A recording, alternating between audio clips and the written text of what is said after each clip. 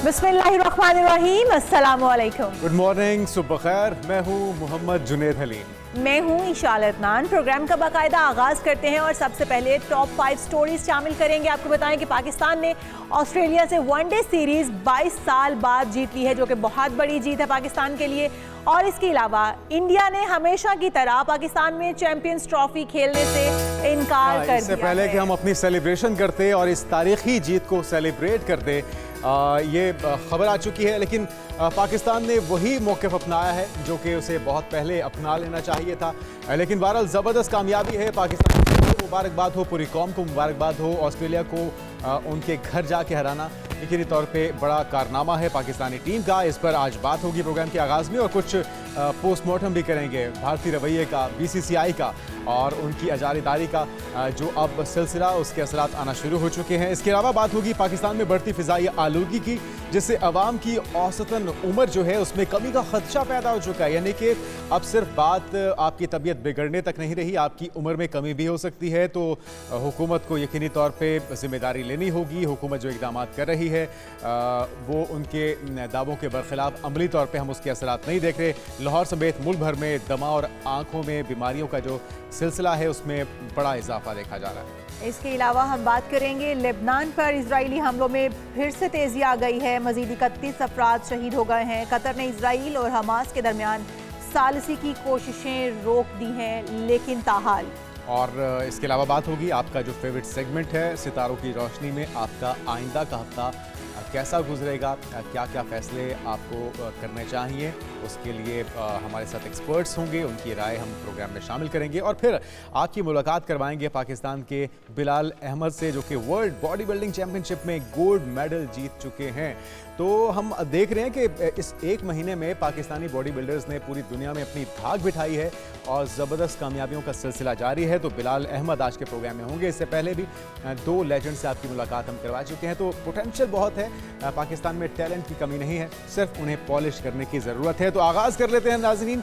ज़बरदस्त जीत से पाकिस्तान ने वो कारनामा सर अंजाम दे दिया। 3 वनडे मैचेस की जो सीरीज़ थी उसमें पाकिस्तान ने 2 मैचेस जीत के ये बता दिया है कि पाकिस्तान की टीम के अंदर पोटेंशियल है किसी भी बड़ी टीम को उसके मुल्क में जाके, उनके घर में जाके हराने की। तो ज़बरदस्त, बहुत बहुत मुबारकबाद ना सिर्फ पाकिस्तानी टीम को, कप्तान को, रिजवान को, बल्कि सिलेक्शन कमेटी के अंदर जो तब्दीलियां की गई, जो बड़े बड़े फैसले, जो सर्जरीज जिसकी ज़रूरत थी तवील अरसे से, वो होने के बाद हम देख रहे हैं कि नतायज आने का सिलसिला भी शुरू हो चुका है। उम्मीद करते हैं इसी तरह रिजवान की कप्तानी में ये पहली सीरीज थी जो हुई और जिस तरह से विन कर लिया, बहुत बड़ी अचीवमेंट है।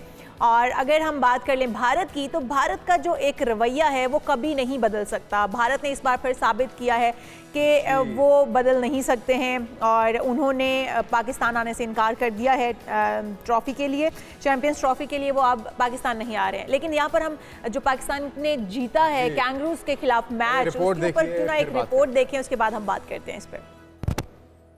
नाज़रीन, पाकिस्तान ने ज़बरदस्त कामयाबी हासिल कर ली है और इस कामयाबी की सेलिब्रेशन अभी जारी थी कि भारत की तरफ से ये खबर आ गई। और ये खबर यकीनी तौर पे इतनी अच्छी नहीं है क्रिकेट शायकीन के लिए भी, लेकिन पाकिस्तान की तरफ से एक मौक़िफ़ सख्ती के साथ अपना लिया गया है। उसके ऊपर बहुत पहले स्टैंड लेना चाहिए था, लेकिन चलें, देर आए दुरुस्त आए। लेकिन इसके असरात क्या हो सकते हैं इस पर बात करेंगे। चंद्रशेखर इंडियन स्पोर्ट्स जर्नलिस्ट हमारे साथ मौजूद हैं, हमारे सिद्दीकी साहब भी हमारे साथ मौजूद होंगे। आप दोनों को वेलकम कहेंगे।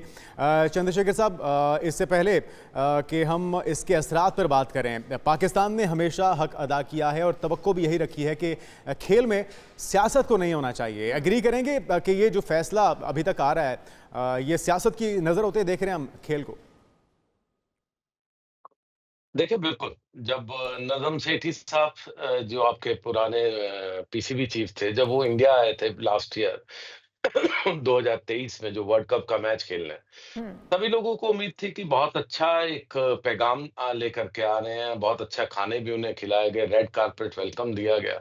तो लग रहा था कि कोई कमिटमेंट ज़रूर लेंगे इंडिया से, लेकिन ख़ैर इंडिया वालों को तो थोड़ा इलेक्शन भी लड़ना है ना। आप कमाल कर रहे हैं, आप सिर्फ क्रिकेट की बात कर रहे हैं, हम इलेक्शन की बात कर रहे हैं। हमें जीतने हैं इलेक्शन यहाँ पर महाराष्ट्र और झारखंड में, 2 स्टेट में, और महाराष्ट्र बहुत बड़ी स्टेट है। बिल्कुल महाराष्ट्र ठीक। फाइनेंशियल कैपिटल ऑफ इंडिया जैसे आपकी कराची है, जी। तो महाराष्ट्र के इलेक्शन है, उसको जीतना है। अब उसके जीतने के लिए बीच में पाकिस्तान से नफरत भी फैलानी है, हम्म। मुसलमानों को थोड़ा बहुत उल्टा सीधा भी कहना है। तो देखिए, क्रिकेट बहुत पुरानी चीज है, तो उसकी क्रिकेट चंद्रशेखर साहब, डिप्लोमेसी एक ये तो पुरानी हो चीज होती सकता है। था ना कि भारतीय टीम पाकिस्तान आती, मैच खेलती, फिर क्रिटिसिज्म किया जाता कि जी पाकिस्तान हम गए, हमारी मेहमान नवाजी अच्छी नहीं, नहीं उससे की वो गई, या हमें वहाँ की सिक्योरिटी से इश्यूज रहे। ये तो बात की बातें थी। बहरहाल जो इंडिया नहीं में भी नहीं हम नहीं देखते नहीं नहीं जी। नहीं नहीं नहीं, यही यही रुक जाइए। अच्छा। यही तो प्रॉब्लम है ना। आप अच्छी मेहमान नवाजी करेंगे, आप अच्छा खिलाएंगे, आप अच्छा पिलाएंगे, फिर हम कैसे क्रिटिसाइज हाँ, फिर करेंगे? सियासत हम नहीं हो नहीं पाएगी जाएंगे उस पे। आपके पास। सही कह रहे हैं सर, हाँ, फिर सही कह रहे सियासत हैं। कैसे होगी? हम नहीं आते आपके पास, हाँ। हम नफरत फैलाएंगे। हाँ। तो अच्छा इसलिए अच्छा, देखिए हमने तो ये चीजें। जयशंकर साहब जब आए थे, हमने सोचा था कि थोड़ा सा बर्फ पिघलेगी। पाकिस्तान ने कोशिश तो की अपने तय उनकी मेजबानी करके भी, लेकिन ऐसा शायद हुआ नहीं। हमाद भाई, पाकिस्तान की तरफ से बड़ा क्लियर मैसेज चला गया है कि हम किसी भी हद तक जाएंगे और कोई और ऑप्शन न्यूट्रल वेन्यू जैसी वो हमारे लिए काबिल कबूल नहीं होगी। दुरुस्त मौक़िफ़ है, यही होना चाहिए। जी बिल्कुल, बहुत पहले हो जाना चाहिए था जुनैद। पाकिस्तान इससे पहले एशिया कप क्रिकेट टूर्नामेंट की मेजबानी वहीं पे एक लाइन ड्रॉ कर देते कि जो टूर्नामेंट आईसीसी का है, पाकिस्तान तो होस्ट है, तो आईसीसी की यहाँ पे रूलिंग आनी चाहिए थी। गवर्निंग बॉडी आईसीसी है, तो उसका स्टांस आना चाहिए था। तो आईसीसी पाकिस्तान के ऊपर क्यों डाल देता है? तो फिर आईसीसी का क्या फायदा? अगर आईसीसी गवर्न नहीं कर पा रही सही तरह से, तमाम जो टूर्नामेंट में शामिल टीमें हैं वो बाउंड हैं आईसीसी के रूल्स एंड रेगुलेशन को फॉलो करने के लिए, तो फिर आईसीसी जिम्मेदार है। पाकिस्तान और इंडिया को तो खैर, आपको जिस अभी चंद्रशेखर ने भी कह दिया कि पॉलिटिक्स है, वैसे तो हम हमेशा कहते हैं कि पॉलिटिक्स को स्पोर्ट्स से अलग रखना चाहिए, लेकिन दोनों कंट्रीज के दरमियान अगर स्पोर्ट्समैन की बात करें, बड़ी अच्छी बाउंडिंग आपको ओलंपिक्स में नजर आई between Neeraj Chopra and team of Pakistan. कितना अच्छा जेस्चर आपको नजर आया, दोनों की फैमिली, दोनों की। तो अवाम में कोई ऐसी नफरत नहीं है। ये तो एक, जिस तरह इन्होंने कहा कि इलेक्शन की वजह से ये सारा कुछ किया जा रहा है, तो मोटिव्स और हैं। स्पोर्ट्स तो उसको सफर कर रहा है, और सफर बहुत ज्यादा हो रहा है, क्योंकि दुनिया चाहती है। अभी आपने T20 वर्ल्ड कप में इंडिया और पाकिस्तान का मैच अमेरिका में जाके करवा रहे हैं, लेकिन फैन फॉलोइंग आपने ये देखी कि फुटबॉल कहा जाता है कि दुनिया में सबसे ज्यादा देखने जाने वाला है, लेकिन उसके मुकाबले में ये ऑल ओवर द वर्ल्ड देखा भी गया। और इसका जो और इसी तरह दुनिया क्रिकेट का सबसे ज्यादा देखे जाने वाला मैच पाक भारत टाकरा होता है। शेखर भाई, आपके ख्याल में ये जय शाह का कितना बड़ा इम्तिहान होगा? आईसीसी की सदारत संभालने के बाद, तब तक वो अपनी जिम्मेदारियां संभाल चुके होंगे, तो जो एक साल का जो रेवेन्यू है, अगर इतने बड़े इवेंट के ना होने से उससे नुकसान पहुंचेगा, तो उनकी सदारत में उनकी जो क्रेडिबिलिटी है उन्हें भी तो धचका पहुंचेगा। क्या उन्हें इस चीज का ख्याल नहीं है? देखिए, जय शाह जो कहते हैं कि बेटे हैं अपने, जो उनके पिताजी हैं, वो he is home minister of India. ठीक है, तो उनका वो तो बने इसलिए, उनको कोई क्रिकेट का सी थोड़ी भी मालूम है। उनको पता है, शायद स्पेलिंग भी नहीं, स्पेलिंग क्या पहला वर्ड नहीं आता होगा, लेकिन प्रॉब्लम ये है इंडियन क्रिकेट के साथ, कोई बोल ही नहीं सकता उनके अगेंस्ट। और दूसरा, आप आईसीसी की बात कर रहे हैं। आईसीसी के जो पत्थर पे जो नाम लिखा हुआ है ना, नीचे वो बीसीसीआई लिखा है, ऊपर सिर्फ कागज से आईसीसी लिख दिया। तो कभी भी हाथ से जाकर उखाड़ लेना, नीचे जय शाह की फोटो दिखेगी आपको। 1 दिसंबर से बैठ रहे हैं। तो इसलिए पहली बात, कोई गलत फहमी मत पालिए अपने दिल में कि आईसीसी कोई डिसीजन लेगा। आईसीसी बीसीसीआई की ब्रांच है, बीसीसीआई हेडक्वार्टर्स है, और वो एक ब्रांच है दुबई में। तो चंद्रशेखर साहब, फिर किया क्या जाए? इस तरह से तो दोनों तरफ के देखे ना, दोनों तरफ के जो मैच, जो क्रिकेट शायकीन है वो भी मुतासिर होंगे, और जो हम एक खेल देखना चाहते होते हैं भारत और पाकिस्तान के दरमियान, वो भी नहीं हम देख सकें, क्योंकि इस वक्त पाकिस्तान का मौक़िफ़ जो वो भी बहुत वाज़ेह है। पाकिस्तान ने कह दिया है कि वो कोई भी किसी भी प्लेटफॉर्म पे इंडिया के मदे मुकाबिल नहीं आएंगे तब तक, जब तक वो खेलने के लिए पाकिस्तान नहीं आते। होमवर्क भी हमने कर रखा है, हमने तमाम इंतजाम कर रखे हैं। देखिए, मैं तो चैलेंज करता हूँ आपको, करके दिखाएंगे ना ये सब। तुम मुंह उठा के इंडिया आ जाते हो, हम प्यार मोहब्बत बांटते हैं आपसे, आप भी खेल के बहुत खुश होकर के जाते हैं। दिखाइए ना, मत आइए। किसने बोला आपको? यहाँ आइए तो बिल्कुल एक कहते हैं ना, बॉन्ड पेपर पे लिख के लीजिए कि आप भी आएंगे, वरना हम नहीं आएंगे। और दूसरा, ये जो अंग्रेज ममालिक है, जितने भी ऑस्ट्रेलिया, ये सो कॉल्ड जो ग्रेट नेशंस ऑफ क्रिकेट है, जिन्होंने क्रिकेट को पैदा किया, ये लोग क्या कर रहे हैं? ये लोग तो देखिए, जब पहले एक बार वर्ल्ड कप, आपको याद, तमाशा देख रहे हैं, वो पैसा बटोर रहे हैं, वो आईपीएल खेलने आते हैं, करोड़ों रुपए लेके जाते हैं। उनकी बोली सबसे 18-18, 20-20 करोड़ की बोली लगती है उनके बड़े प्लेयरों की। प्रॉब्लम ये है कि पहले आईसीसी का इवेंट, जब आपको याद हो, बहुत पहले कब 90s की बात है, जब हम श्रीलंका नहीं गए थे, जब ऑस्ट्रेलियन टीम खेलने, उनके पॉइंट्स डिडक्ट हुए थे। तो करिए टूर्नामेंट को आईसीसी इस बार फिर क्या होगा हमाद भाई, अगर पाकिस्तान इस बार मैं आपकी तरफ आता हूँ शेखर भाई। हमाद भाई, अगर इंडिया सिक्योरिटी रीजंस बताता है, वो रीजन जो कि किसी और मुल्क को दिखाई नहीं दे रहे, अगर सिक्योरिटी थ्रेट है तो सारों के लिए है और अगर नहीं है तो फिर किसी के लिए भी नहीं है, और पाकिस्तान भी किसी न्यूट्रल वेन्यू पे नहीं जाता, तो फिर क्या नतीजा होगा? कौन कसूरवार ठहरेगा इस सूरत में? कसूरवार आईसीसी। देखें, अगर इंडिया नहीं आता, लेट्स से टॉप 8 टीम्स का ये टूर्नामेंट हो रहा है, तो श्रीलंका, अभी हम वनडे की रैंकिंग देखें, दे आर एट नंबर 9, तो श्रीलंका ऑटोमेटिकली आ सकता है अगर India refuse to participate in this tournament. तो फिर वही आईसीसी के ऊपर, सही कह रहे हैं, बीसीसीआई है, रन कर रहा है, क्योंकि they are generating the revenue. और जिन टीम्स का नाम ले रहे हैं, इंग्लैंड एंड ऑस्ट्रेलिया, वो क्योंकि उनके प्लेयर्स के इंटरेस्ट, उनके बोर्ड के इंटरेस्ट इंडिया में इंडियन प्रीमियर लीग बहुत ज्यादा है, उनको ल्यूक्रेटिव पैकेजेस ऑफर करता है, तो वो उसके अगेंस्ट नहीं जा सकते। तो फिर वही डिग्निटी एंड ऑनर की बात आ जाती है कि क्या आपकी डिग्निटी और ऑनर की प्राइस यही है कि आपकी कीमत लगा दी गई है, तो अब आप उसके अगेंस्ट बोल नहीं सकते। इसमें नुकसान किसका ज्यादा है? अगर जाहिर है कि भारत जो है वो पाकिस्तान नहीं आता, तो लॉस तो उनको भी बर्दाश्त करना पड़ेगा। ज्यादा लॉस किसका समझते हैं? अगर वेन्यू तब्दील भी नहीं होता और भारत जो है वो खेलने के लिए भी नहीं आता, तो फिर किसका लॉस समझते हैं आप? ओवरऑल देखा जाए तो स्पोर्ट्स का, क्रिकेट का लॉस है, लेकिन पाकिस्तान बीइंग ए होस्ट, आपके लॉस से ज्यादा आपकी डिग्निटी मैटर करती है। तो आप अगर नहीं आ रहा तो कहते कोई मसला नहीं, हम उसके बगैर करा लें। बिल्कुल ठीक है। यही दोनों सवाल आपकी तरफ ले शेखर भाई, और फिर हम जरा बात करेंगे आपसे पाकिस्तान की जीत पर भी, क्योंकि अभी हमारी सेलिब्रेशन शुरू ही हुई थी कि हमें रंग में भंग पड़ गया ये खबर आने के बाद। जरा इस पे कमेंट कीजिए, फिर आते हैं उस तरफ। देखिए, पहली बात, लॉस किसका होगा? लॉस होगा ऑब्वियसली पाकिस्तान का। इंडिया कैलकुलेट कर चुका है, इंडिया नहीं खेलेगा, आपको स्पॉन्सर्स नहीं मिलेंगे, आपको पैसा नहीं मिलेगा। और दूसरी सबसे बड़ी बात, हमारा डर इतना, लाठी हमारे हाथ है, भैंस हमारी है, आप कैसे टूर्नामेंट करवा लेंगे? अगर हमने बॉयकॉट किया या हम ना आए, मुझे नहीं लगता ये अंग्रेज लोग भी कोई आने को बहुत ज्यादा तैयार होंगे। ये टूर्नामेंट गिर जाएगा, आपको हाइब्रिड मॉडल खेलना ही पड़ेगा। ये इंडिया कैलकुलेट कर चुका। और दूसरा, आपको कहा नहीं, हमारे जो चौकीदार बैठे हैं आईसीसी में, वो कुछ होने ही नहीं देंगे।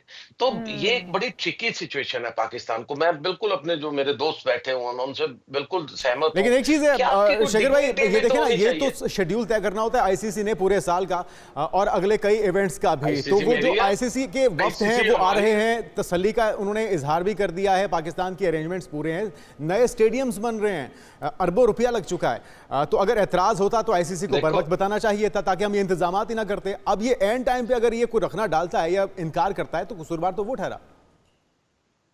देखिए, अगर आईसीसी में थोड़ी भी रीढ़ की हड्डी है, स्पाइन है, तो उनको बिल्कुल एज पर शेड्यूल जाना चाहिए। वो चाहे श्रीलंका है, जिम्बाब्वे है, कोई भी नीचे की टीम आए, उसके साथ खेलना चाहिए टूर्नामेंट। लेकिन आईसीसी पर मुझे उतना ही शक है जितना कि अपने बोर्ड पर। तो मुझे नहीं लगता कि कोई बहुत कुछ फर्क आपको मनाया जाएगा, आप भी मान जाएंगे। मैं तो बिल्कुल, मैंने कहा ना, चले उम्मीद करते हैं कोई डिग्निटी पर खेलिए, वो ज्यादा इंपॉर्टेंट है कि अपने ये बात आपने बहुत अच्छी कही है। डिग्निटी बहुत जरूरी है और ये मौक़िफ़ क्लियर कट बहुत पहले अपना लेना चाहिए था। अब जरा हम बात कर लें पाकिस्तान की तारीखी जीत पर। 22 साल के बाद पाकिस्तान ने ऑस्ट्रेलिया के घर जाके उन्हें शिकस्त दी है। किसको क्रेडिट देंगे? शेखर भाई, पहले आप रोशनी डालिएगा। सबसे ज्यादा क्रेडिट आपके सिलेक्टर्स को। हम पिछले कुछ दिनों में देख रहे हैं, इंडिया 36 पे भी ऑल आउट हो जाती है, 36, तब भी हमारे सब सुरक्षित है प्लेयर। हम 46 पे होते हैं, हम तब भी बिल्कुल खुश होते हैं। उसके हम 147 चेज नहीं कर पाते, हम तब भी बड़े खुश होते हैं। हमारे प्लेयरों पे कोई एक्शन नहीं होता। तो आपके सिलेक्टर सबसे ज्यादा इंपॉर्टेंट है, जिन्होंने एक सिग्नल दिया, बाबर आजम, सबको बाहर निकाल दिया। चलिए, आपके पेस बॉलर हो गए, घर पर रहिए, पूरे फिट होइए, पूरे अच्छे से आकर के खेलिए। तो मुझे लगता है ये उसका जो आपको जो रिजल्ट है वो आगे मिल रहा है। कमाल के क्रिकेट खेल रहे हैं। मैंने ऑस्ट्रेलिया वाला मैच आपका देखा है, उस दिन जब पता चला कि इतने पे आपने उनको आउट कर रहे, 90 कुछ पे 6 हो गए थे, मैं कहा वाह, कमाल का क्रिकेट। आप कल का मैच भी इसीलिए देखा। तो ये इंपॉर्टेंट चीज है कि आपके सिलेक्टर्स में इतना दम होना चाहिए। स्टार प्लेयर को छोड़िए, आप परफॉर्मेंस पे जाएंगे और उसी का रिजल्ट। चंद्रशेखर भाई, ये इस टाइम पे जब हमारी जीत हुई, हमने जाके कैंगरूज को हराया उनके अपने होम ग्राउंड के ऊपर, कहीं भारत का चांस ये उस वक्त तो नहीं तब्दील हुआ कि उन्होंने पाकिस्तान में आके नहीं खेलना, कि पाकिस्तानी प्लेयर्स इतना अच्छा परफॉर्म कर गए, या फिर ये सियासत ही है? बिल्कुल नहीं। ये प्योर सियासत है। देखिए हमारे प्लेयर तो कहते हैं खेलिए, एशेज से बड़ी सीरीज आपके साथ हमारी होती है। हम तो सब लोग जो आवाम है वो भी कहते हैं आइए ना प्लीज, आपसे बड़ी क्रिकेट कोई खेल ही नहीं सकता। अब प्रॉब्लम तुम्हारे, मैंने कहा इलेक्शन आता, जैसे आपने कहा था जयशंकर साहब, वो जब गए थे तो एक बड़ी उम्मीद हो गई थी कि वो गए अब टीम भी जाएगी, लेकिन पता नहीं वो भी क्या करके आए। उनको बहुत बढ़िया आपने प्यार मोहब्बत दे दिया, शायद उनको भी पच ना पाया, जी हाँ, भी और यहाँ पे वो बड़ी तसल्ली करवा के गए कि यहाँ पे सब कुछ ठीक हो जाएगा, टीम भी आएगी, लेकिन वहां पे जाके उनके बयान भी बदल गए। रहा था। हाँ जी, हाँ जी। लेकिन ये बात ठीक कर रहे हैं आप कि भारतीय टीम भी खेलना चाहती है, भारतीय शायकीन भी देखना चाहते हैं, लेकिन भारतीय जो सियासतदान है, भारतीय जो पॉलिटिक्स है वो आड़े आ रही है। हमाद भाई क्या कहेंगे, जबरदस्त जीत पर सिलेक्शन कमेटी को तो क्रेडिट जाता है, रिजवान की कप्तानी हो गई, बल्लेबाज हो गए अब्दुल्ला यासाइम, जो ओपनर्स हैं जो उन्होंने खेल पेश किया, जो हमारे बॉलर्स ने जादू चलाया है, क्या क्या चीजें गिनवाएं, तमाम शोबों में आउटक्लास कर दिया पाकिस्तान ने। देखिए बोर्ड का मैसेज बड़ा क्लियर था। एक तो सिलेक्शन कमेटी बिल्कुल डिजर्व करती है तमाम इनकी, उसकी जितनी भी तारीफ की जाए कम है, लेकिन बोर्ड का मैसेज बड़ा क्लियर था कि आपने खेलना है, लड़ के खेलना है, भले आप हार जाए तो आप एग्रेसिव माइंड सेट के साथ जाते हैं। और Rizwan being a very aggressive captain, हमें पाकिस्तान सुपर लीग में मुल्तान सुल्तान की कैप्टनसी करते हुए नजर आते हैं। फियरलेस क्रिकेट खेलते हैं। जब आप फियरलेस क्रिकेट खेलेंगे तो आप फिर अपने आप को पूरी तरह से एक्सप्रेस करेंगे। और हमने देखा ये सीरीज लोग ख्वाब देख रहे हैं कि यार ऑस्ट्रेलिया इतने छोटे टोटल पे तीनों मैचेस में ऑस्ट्रेलिया आउट हो रही है लेस देन 200 रन। कभी सोचा नहीं था हमने कि हम ऑस्ट्रेलिया जैसी टीम को, जब वसीम और वकार भी, तब भी हमने उनको इतने छोटे टोटल पे आउट नहीं किया था। तो ये क्या हुआ है, तो या तो ऑस्ट्रेलिया का जो मयार है उनकी क्रिकेट का वो नीचे आया, या फिर पाकिस्तान ने बहुत अच्छा परफॉर्म किया। पाकिस्तान के coach Jason Gillespie, Azhar Mahmood, think tank जिसमें रिजवान है, बाबर आजम है, सीनियर प्लेयर, आप अपनी जो एग्जीक्यूशन करते हैं एज पर योर प्लानिंग, तब आपको डिजायर्ड रिजल्ट मिलते हैं। लेकिन अगर आपकी प्लानिंग हो और अंदर जाके एग्जीक्यूट ना कर सके तो फिर यहाँ पे आपको पूरी टीम खेलती हुई नजर आई है और winning the series after gap of 22 years. ये बड़ी खूबसूरत बात की आपने हमाद भाई कि टीम खेलती हुई नजर आई है। ये टीम वर्क ही है, इसमें इस बार हमें धड़ाबंदी और उस तरह से हमें नहीं नजर आया जो एक सियासत पाकिस्तान के लिए खेलते हुए नजर आए हमारे। बिल्कुल, बहुत शुक्रिया। हमारे साथ मौजूद है चंद्रशेखर हमाद सिद्दीकी साहब, आप दोनों का बहुत शुक्रिया। और उम्मीद करते हैं पाकिस्तान के कामयाबी का सिलसिला यूं ही जारी रहेगा। जिस तरह से नसीम शाह ने, शाहीन शाह अफरीदी ने, हारिस ने बॉलिंग की है, यकीनी तौर पे पुराने खिलाड़ी, नए खिलाड़ी, इनका जो एक कॉम्बो था, जो टीम सिलेक्शन थी, उन्होंने भी अपना हक अदा किया है। आकिब जावेद को जिस तरह से इन किया गया, फिर हम ये बात कर रहे थे कि रिजवान जिस तरह से PSL के अंदर अपनी कप्तानी के जौहर दिखा चुके हैं, उन्हें मौका मिलना चाहिए। खैर, और ये एक बड़ी अच्छी बात भी है जुनेद के जो खिलाड़ी परफॉर्म करेगा सिर्फ टीम का हिस्सा वही रहेगा और उसी को मौका दिया जाएगा। इससे पहले ऐसा नहीं था, हमने बहुत मौका दिए, बहुत मौके आए इन प्लेयर्स के लिए। सेलिब्रेशन भी दिखा दें जीतने के बाद, बड़ी सेलिब्रेशन है, सेलिब्रेशन तो भंगड़े की थाप और ये सारे ढोल धमाके, ये बिल्कुल हल्ला गुल्ला भी देखना है। आइए आपको भी दिखाते हैं। जज्बात बहुत ज़्यादा भड़के हुए होते हैं और आपकी तवक्कुआत भी यही होती हैं कि काश टीम जीत जाए, लेकिन मैं समझता हूँ ऑस्ट्रेलिया में जीत की तवक्को बिल्कुल शायद ही किसी पाकिस्तानी को होगी भी नहीं थी। लेकिन अभी जो आप जश्न देख रहे हैं, भी है ना उनके लिए। बिल्कुल, और जो ये जश्न है ये लग नहीं रहा कि ये पाकिस्तान है या ऑस्ट्रेलिया है, डिफरेंस भी पता नहीं चल रहा, क्योंकि वहाँ पर भी वही भंगड़े की थाप पर ये जो रक्स आप देख रहे हैं, भंगड़े हो रहे हैं, कुछ गोरे भी साथ शामिल हो गए हैं, तो उनके लिए भी मेरे ख्याल में सेलिब्रेशन का टाइम है। यकीनी तौर पे खुशी की बात है और हम उम्मीद करते हैं ये जो मोमेंटम बना हुआ है, और लग रहा है कि जिस तरह से टीम ग्राउंड में खेल रही है, ड्रेसिंग रूम का एनवायरनमेंट भी तब्दील हुआ है, उसमें भी बेहतरी आई है। आपस में जो दूरियां थी, खिंचाव था, वो हमारी टीम की परफॉर्मेंस में नज़र आ रहा था। अब जबकि माहौल बेहतर हुआ है, सभी लग रहा है कि मुल्क के लिए खेल रहे हैं, जीतने के लिए खेल रहे हैं। परफॉर्मेंस में वो नज़र आ रही है, वो तब्दीलियाँ तमाम जो हैं वो परफॉर्मेंस में भी हमें नज़र आ रही हैं। हम यहाँ पर टीम को मुबारकबाद हो और इसी तरह से जीतते रहिए, और हमारी तरफ से यकीनी तौर पर शायकीन की तरफ से जो दाद का सिलसिला है वो उसमें कोई कमी नहीं रहेगी। हम यहाँ पर एक ब्रेक लेते हैं, ब्रेक से जब वापस आएंगे तो बहुत से अहम इश्यूज हैं जिनके ऊपर बात करना बहुत ज़रूरी है। खास तौर पे एयर क्वालिटी इंडेक्स का जो मामला है, ये दिन ब दिन तशवीशनाक होता जा रहा है, इस पर बात करेंगे और दीगर इश्यूज भी होंगे एक ब्रेक के बाद। स्टे विद अस।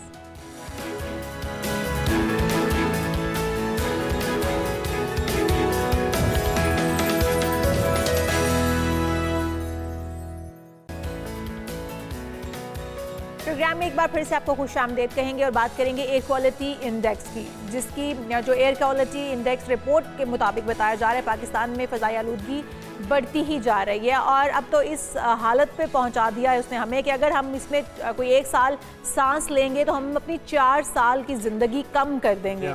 और कितना डेंजरस हो गया, मतलब आपके तमाम ऑर्गन्स को, इंटरनल ऑर्गन्स को ये इफेक्ट कर रहा है, उसके बाद आपके गले, कान, नाक सबको इफेक्ट कर रहा है। और पाकिस्तान की जो 98% आबादी है वो इंतहाई आलूदा फ़िज़ाई माहौल में इस वक्त सांस यहाँ और पाकिस्तान के जो बेशतर शहरी इलाके हैं, यहाँ पे फ़िज़ाई आलूदगी की जो सतह है वो कौमी फ़िज़ाई आलूदगी और आलमी दायरा सेहत के मयार से कई गुना ज़्यादा बताई गई है। और इस रिपोर्ट में जो इंकशाफात हुए हैं उसके मुताबिक पाकिस्तान में मौजूदा आलूदगी की सतह बरकरार रही तो फिर पंजाब हो, इस्लामाबाद या फिर खैबर पख्तूनख्वा, यहाँ के अवाम की जो औसतन उम्र है 4 साल तक कम होने का खदशा है।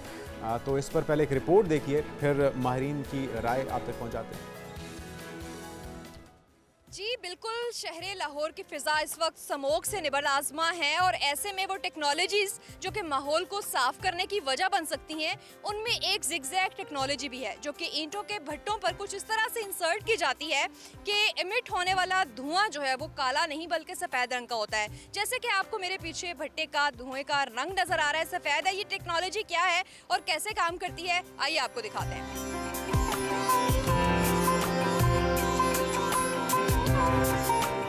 हमें तो बज़ाहिर ईंटों की एक तरतीब नज़र आ रही है, लेकिन क्या फ़ायदा होता है इसका?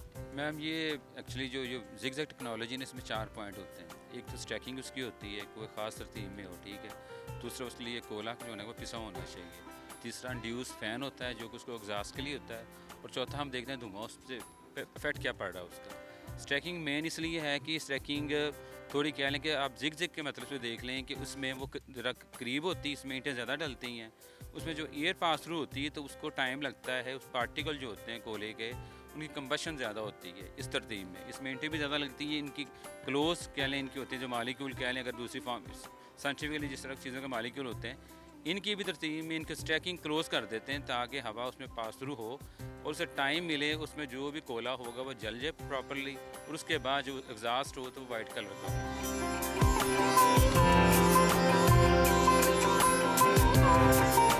इस वक्त हम भट्टे के ऊपर मौजूद हैं जहां पर ईंटें पककर तैयार हो रही हैं। इंस्पेक्टर साहब, मजीद आप बताइएगा कि ये इंड्यूस्ड फैन लगने से जो धुआं निकलता है उसका कलर तो चेंज होता है, वो माहौल के लिए नुकसानदेह भी कम हो जाता है?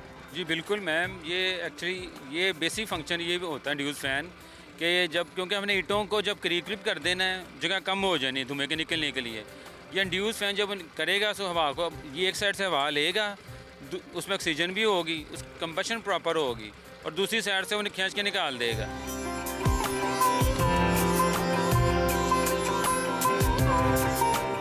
ज़िगज़ैग टेक्नोलॉजी पर मुंतकिल होने के बाद भट्टा मालिकान को भी फ़ायदा पहुंचा है, कॉस्ट कम हो जाती है और उसके साथ साथ ईंट की क्वालिटी भी बेहतर होती है। कुछ लोग हमारे साथ मौजूद हैं, भट्टा चला रहे हैं, बताइएगा इस टेक्नोलॉजी का फ़ायदा हुआ है या नुकसान हुआ है? इसका बेहतर फ़ायदा हुआ है, इसका नुकसान कोई नहीं हुआ है और साफ़ सुथरा माहौल हुआ है। पहले कोयला मोटा होता था, उसकी वजह से धुआं जो काला निकलता था, अब ये नई टेक्नोलॉजी से कोयले को पीस के डाला जाता है, वो अच्छी तरह को ईंट को भी पकाता है, ईंट भी साफ़ सुथरा बनता है, मालकान भट्टा को भी फ़ायदा होता है। ज़िगज़ैग टेक्नोलॉजी की सारी सूरत हाल आपने देखी है। इस वक्त हमारे साथ मौजूद हैं deputy director environment department Ali Ejaz. मज़ीद डिटेल्स इनसे जान लेते हैं कि लाहौर में भट्टे कितने हैं, अब तक कितनों को ज़िगज़ैग टेक्नोलॉजी पर मुंतकिल कर दिया गया है और कौन लोग हैं जो खिलाफ वर्जी कर रहे हैं? लाहौर में तकरीबन 156 के राउंड अबाउट भट्टे हैं और तकरीबन सब भट्टे ज़िगज़ैग पे कन्वर्ट हो गए हैं लाहौर के अंदर। 3 ऐसे भट्टे थे जो रिवर्ट बैक हुए थे, आल दो कि वो ज़िगज़ैग थे मगर दोबारा उन पीछे को आए तो उनको डिमोलिश कर दिया गया है और इनके ऊपर प्रॉपर सर्विलेंस रखी जा रही है। बहुत शुक्रिया। हमारे साथ डिप्टी डायरेक्टर एनवायरनमेंट मौजूद थे। ज़िगज़ैग टेक्नोलॉजी का फ़ायदा सिर्फ जो है वो एनवायरनमेंट को ही नहीं होगा बल्कि जो भट्टा मालकान ज़िगज़ैग टेक्नोलॉजी पर मुंतकिल हो रहे हैं उनकी फ्यूल कंजप्शन में अच्छी खासी बचत भी होती है। ये रिपोर्ट आपने देखी है, भट्टों को भी ज़िगज़ैग टेक्नोलॉजी के मुताबिक जो है उनको ढाल दिया गया, लेकिन इसके बावजूद जो स्मॉग है उसके बढ़ने की बड़ी वजूहात क्या हैं और इससे किस तरह से बचा जा सकता है। डॉक्टर राना जवाद अस्कर, माहिर वबाई अमराज हमारे साथ मौजूद है। वेलकम टू शो कहेंगे डॉक्टर साहब आपको। डॉक्टर साहब, पहले तो ये स्मॉग जो है ये किस तरह से अफेक्ट करती है इंसानी ऑर्गन्स के ऊपर, बॉडी ऑर्गन्स के ऊपर, और किस तरह से इससे बचा जा सकता है? जी बहुत शुक्रिया आपने प्रोग्राम में इनवाइट करने का। देखिए मैं कल से माफ़ कीजिएगा लाहौर आया हुआ हूँ और आपने देखा कि मेरे भी गले में थोड़ी सी खराश होनी शुरू हो गई है। यहाँ पे तो मीम्स बन रहे हैं डॉक्टर साहब के स्पाइडरमैन जो है वो लाहौर के ऊपर से गुजरा है, उसके बाद उसे ऑक्सीजन मास्क लगा हुआ है। तो आप लाहौर में जब आए हैं आपको भी एहतियाती तदाबीर अपनानी चाहिए थी, क्योंकि इस वक्त हम महसूस कर रहे हैं कि आपका गला भी खासा खराब हो रहा है। हाँ, तो वो, लेकिन हम ये समझते हैं कि ये सिर्फ गला खराब करता है या खांसी करता है स्मोक, और चलिए एक दो माह हम इससे बर्दाश्त कर लेंगे और हम आगे निकल जाएंगे। लेकिन ये ऐसी बात नहीं है। ये शरह अमवात में खतरनाक हद तक इजाफा करता है। यानी कि जिन लोगों को सांस की बीमारियां हैं उनमें 50% अमवात जो है वो एनवायरमेंटल इस पोल्यूशन की वजह से होती हैं, जो ये स्मॉग जिसे हम कहते हैं। लेकिन चलिए, और लंग कैंसर में 20% की जो अमवात हैं वो स्मॉग की वजह से होती हैं। लेकिन हम लोग ये शायद कब एक्सपेक्ट नहीं कर सकते कि इवन दिल की बीमारियां और स्ट्रोक, उसमें भी 30% अमवात का बायस ये स्मॉग बनता है। तो इस, और इवन शुगर के मरीजों में इजाफे का बायस भी स्मॉग है। तो ये बहुत रिपोर्ट्स तो ये भी कह रही है कि जो हर इंसान है वो अपनी 4 साल औसतन 4 साल जो उम्र है वो कम कर रहा है इस माहौल के अंदर, इस फिजाई आलूदगी के अंदर सांस लेने के बाद। तो इस तरह से तो हमारा बच्चा जो है वो आने वाले चंद दिनों में, अब देखें, इन तमाम बीमारियों से लड़ रहा होगा। देखिए, आपकी रिपोर्ट में था कि कम हो सकती है, ये हो चुकी है। पाकिस्तान और इंडिया की ये जो आबादी है, इसकी औसत उम्र में 4 साल की कमी स्मॉग की वजह से हो चुकी है। और ये है बच्चों की जो आपने बात की है, तकरीबन 14 से 20% बच्चे जिन्हें हम कहते हैं वो वक्त से पहले पैदा हो जाते हैं, उनका वजन पूरा नहीं होता, और उनकी जो IQs होते हैं, कॉग्निटिव स्किल्स हम कहते हैं, उसमें भी कमी होती है। अच्छा डॉक्टर साहब, मुख्तसरन हमारे पास क्योंकि वक्त की कमी है, अगर आप बता सकें क्या क्या रेमेडीज हैं, क्या क्या तरीके हैं जिससे अपना के हम इससे बच सकते हैं? घर पे रहना, मास्क लगाना, और क्या क्या हो सकता है? जी, इसके साथ हम इसमें इजाफे का बायस ना बने। अगर हमने कहीं जाना है, स्कूल है, कॉलेज है, तो अकेला आदमी एक गाड़ी में बैठकर ना जाए, साथियों के साथ गाड़ी शेयर कीजिए। 4 गाड़ियों की बजाय 1 गाड़ी निकालिए, तो उसके, क्योंकि 70% तक जो ये आलूदगी है, ये गाड़ियों, ट्रकों, मोटरसाइकिलों की एग्जॉस्ट से हो रही है। तो हमें उसमें हम कमी कर सकते हैं। बाहर आगे कहीं कोई कूड़ा जला रहा है तो उसको मना करे। मैंने कल रास्ते में कुछ 6 जगह देखा है इसके ऊपर, GT रोड के ऊपर, के मुख्तलिफ जगहों पे लोग कूड़ा जला रहे हैं, आज भी जला रहे हैं। तो ऐसी चीजों को मना करें और कंट्रीब्यूट करें। बहुत शुक्रिया। जो हमारी जिम्मेदारी है उसको भी पूरा करना पड़ेगा। राना जवाद असगर साहब हमारे साथ मौजूद थे। हमें खुद भी जिम्मेदारी का मुजाहरा करना होगा। हम रोज़ यही बात करते हैं कि सिर्फ हुकूमतों के करने से काम नहीं होगा, क्योंकि अगर हुकूमत के करने से कुछ असर होना होता तो हम देख चुके होते, लेकिन उसमें कमी के बजाय मुसलसल, लेकिन क्योंकि इसको बढ़ाने की वजह भी हम खुद ही बनते हैं, इस वजह से हमें खुद ही अपनी जिम्मेदारी जो है वो देखनी होगी, और उसके बाद इसमें ताकि कोई कमी आ सके। एक ब्रेक ले लेते हैं, ब्रेक के बाद दीगर इश्यूज़ पर बात होगी। हमारे साथ रहिएगा। से विदाई।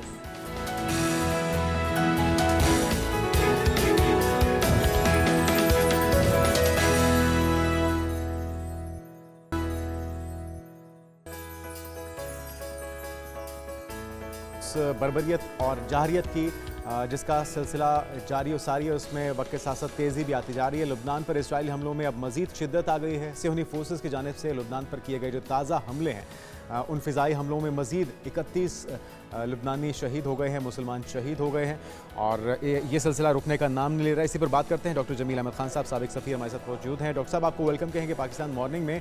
क्या कहेंगे? तवक्को तो ये की जा रही थी और दावा भी है कि डोनाल्ड ट्रंप हुकूमत में आएंगे तो जंगों को रुकवा देंगे। अब ओहदे का चार्ज तो वो जनवरी में संभालेंगे, लेकिन आपको नहीं लगता कि जो वादे उन्होंने किए थे उन्हें पूरा करने का वक्त आ गया है? हम तो अभी भी देख रहे हैं कि बर्बरियत और जुल्म उसी तरह जारी है जिस तरह से 1 साल हो चुका है। इसको कमी आएगी, और डोनाल्ड ट्रंप ने एक मरतबा नहीं कई मरतबा कहा है, अपने कैंपेन के दौरान कहा है कि इजराइल को हक है कि वो अपना डिफेंस करे, अपना सेल्फ डिफेंस का हक इस्तेमाल करे, और इजराइल को जल्दी अपना एजेंडा करना चाहिए, इजराइल को जल्दी काम अपना ख़त्म करना चाहिए। तो इस किस्म की बातें उन्होंने एक मरतबा नहीं कई मरतबा, दर्जनों मरतबा दोहराई है, हाँ, डॉक्टर साहब, तो ये जो यूक्रेन के इजराइल को हवाले से कहा जाता यूएस है कि इजराइल अपना काम जल्द ख़त्म कर ले, तो इसका मतलब तो ये हुआ कि उसे जो वो सिलसिला शुरू किए हुए है उसे ये कहा जा रहा है कि मेरे सीट संभालने तक जो कुछ तुमने करना है, इजराइल को खुली छूट दी मलियामेट जा कर दे रही सब है कुछ। कि मलियामेट कर दिया जाए तब तक, और उसके बाद आके जंगबंदी अगर करवा भी लेता है डोनाल्ड ट्रंप तो उसका फ़ायदा ही नहीं होगा। नस्ल कुशी तब तक हो चुकी होगी, 70% जो है वो कहा जाता है कि मर्द, औरतें और बच्चे जो हैं वो शहीद किए जा चुके हैं, और इस वक्त अब रुख जो है वो लिबनान की जानिब हो गया है। ये कब तक चलता रहेगा? क्या इंतज़ार किया जाए कि डोनाल्ड ट्रंप साहब कुर्सी संभालेंगे?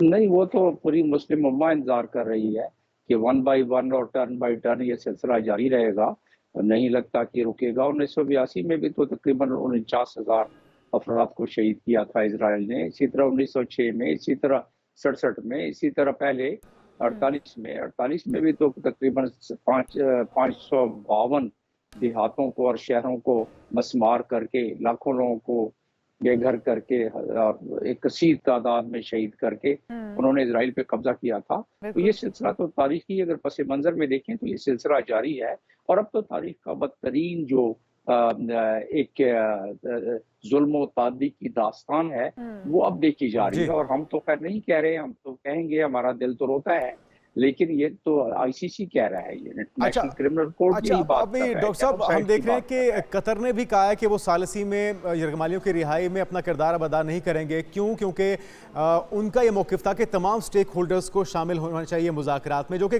दुरुस्त बात भी है। अमेरिका ने एतराज़ उठा दिया कि हमास के नुमाइंदे कतर में क्या कर रहे हैं, जिस पर कतर भी अब बैकफुट हो गया है। तो कौन सालिस है? नहीं, जाहिर है, सालिसी कराने वाला जो शख्स था तो उसको तो उन्होंने ईरान में जिस तरीके से कत्ल किया, जिस तरीके से शहीद किया इस्माइल हानिया को, वो पूरी दुनिया ने देखा। वो सबसे बड़ा तो सालसी कराने वाला वो शख्स था।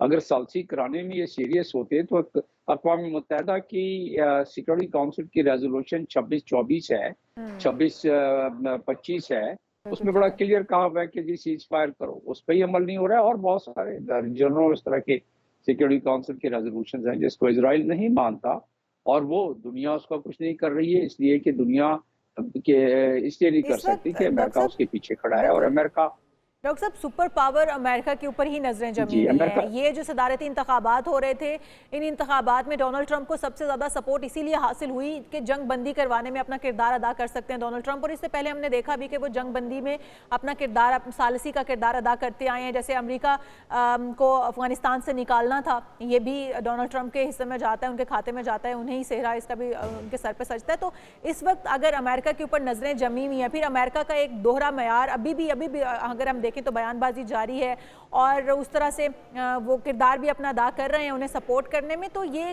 इसका कोई थमने का सिलसिला होगा आने वाले दिनों में, या फिर डोनाल्ड ट्रंप साहब जो है वो उन हमायतियों को भी खो देंगे जिनकी वजह से उन्होंने वोट हासिल किया जंग बंदी का नारा लगा के? जी हाँ, वाज़ेह तौर पर डोनाल्ड ट्रंप ने भी बता दिया, और बाकी लीडरान ने भी वहाँ बात करते रहे हैं कि अपना एजेंडा मुकम्मल किया जाए और ये जो डिफीट है इसको फौरन हासिल किया जाए। अब उससे उनकी मुराद डिफीट से क्या है? ग्रेटर इजराइल का तो एजेंडा है इजराइल का, और वो तो चाहते हैं कि गजा को मसमार कर दें। उनके दामाद कुशनर ने कहा है कि गजा को बुलडोज कर देना चाहिए, अभी चंद दिनों की बात है। तो इसमें अगर किसी को कोई शक है तो बेशक रहे, लेकिन फ़लस्तीनियों को नस्ल कुशी जो है वो जारी है, अब से नहीं। बिल्कुल। और हमने देखा कि अमेरिका के जो दावे थे वो तो खोखले साबित हुए, लेकिन आज सऊदी अरब में भी अरब इस्लामिक सरबराह कॉन्फ्रेंस हो रही है, वज़ीर आज़म भी इसमें शिरकत के लिए पहुंचे हैं। आपको लगता है कि इस फोरम को यूटिलाइज़ किया जाएगा, मुस्लिम उम्मा अब कुछ ख्याल करेगी और अपना किरदार अदा कर पाएगी? मैंने इस पे आर्टिकल लिख दिया है जो कल शाम को पब्लिश हो चुका है, और आज मैंने कह दिया है कि इसमें भी वही बात होगी जी, आमदन गुफ्तन बर्खास्तन। इसलिए कि पहले भी जो इससे पहले 2 स्पेशल मीटिंग हो चुकी हैं जिसको इमरजेंसी मीटिंग कहते हैं, आर्टिकल 9 के तहत चार्टर के जो OIC का चार्टर है उसके 9 के तहत ये एक्स्ट्रा ऑर्डिनरी सेशन कहलाता है सरबराहान का। पहले भी हुआ, उसमें रेजोल्यूशन में कंडेम किया गया, उसमें फरमाइश की गई, उसमें डिमांड की गई कि सिक्योरिटी काउंसिल इस पर रेजोल्यूशन पास करे। उसमें कहा गया कि इजराइल को कहा जाए कि वो जंग बंद करवाए, लेकिन जो अपने बस में था वो नहीं किया।